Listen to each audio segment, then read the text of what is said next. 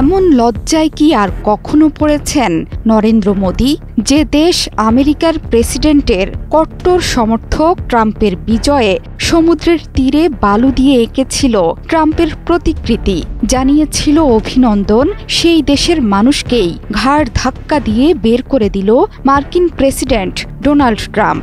অর্থাৎ অবৈধ ভারতীয়দের শেষ পর্যন্ত যুক্তরাষ্ট্র থেকে বের করেই দিলেন ট্রাম্প। 2 শতাধিক অভিবাসন প্রত্যাশীকে নিয়ে পাঞ্জাবের অমৃতসরে শ্রী গুরু রামদাসজি আন্তর্জাতিক বিমানবন্দরে পৌঁছেছে মার্কিন সামরিক বিমান C-17। এ সময় অভিবাসীদের নিয়ে যে কোনো অপ্রীতিকর পরিস্থিতি এড়াতে সতর্ক ছিল পাঞ্জাব পুলিশ।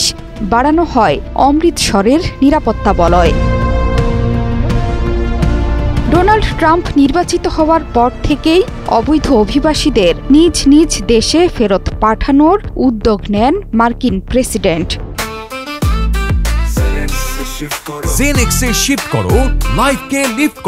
অভিবাসীদের চিহ্নিত করে ধরপাকড় শুরু করেছে ট্রাম্প প্রশাসন। ইতিমধ্যে আমেরিকায় বসবাসকারী বেশ কয়েকটি দেশের অবৈধ অভিবাসীদের ফেরত পাঠাতে শুরু করে আমেরিকা। এর মধ্যে রয়েছে ভারত। মঙ্গলবার সান অ্যান্তনিও থেকে ভারতের উদ্দেশ্যে রওনা দেয় সামরিক বিমান। এতে ছিল 205 জন ভারতীয়, যদিও এই ব্যাপারে মুখে কুলু পেটেছিল ভারত।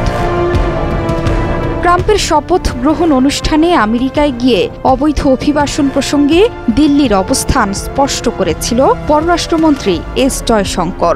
আমেরিকায় কোনো অবৈধ ভারতীয় অভিবাসী আছেন কিনা সেটি নিয়ে মন্তব্য করেননি তিনি। সম্প্রতি ট্রাম্পের শপথ অনুষ্ঠানে জয়শঙ্কর বলেন, অভিবাসনের ক্ষেত্রে আমাদের একটি নীতিগত অবস্থান রয়েছে, যা প্রতিটি দেশের জন্যই প্রযোজ্য। আমরা বৈধ অভিবাসন সবসময় সমর্থন করি। এই আবহের মধ্যেই গত 27 জানুয়ারি ট্রাম্পের সঙ্গে ফোনে কথা হয় ভারতের প্রধানমন্ত্রী নরেন্দ্র মোদির। পরে আমেরিকার সংবাদ মাধ্যমে ট্রাম্প জানান, ফেব্রুয়ারিতেই তার সঙ্গে দেখা করতে আসবেন প্রধানমন্ত্রী নরেন্দ্র মোদি।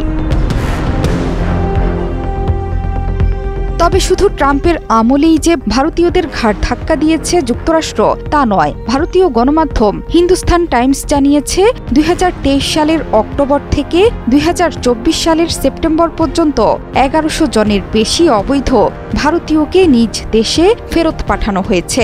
নভেম্বরে যুক্তরাষ্ট্রের সীমান্ত সহকারী সচিব রয়েস মুরারি বলেছেন, সাম্প্রতিক বছরগুলোর মধ্যে এবারই প্রথম শরণার্থীদের যুক্তরাষ্ট্র থেকে বের করে দেওয়ার হার সবচেয়ে বেশি। জোহরা চৌধুরী সেতু, 71।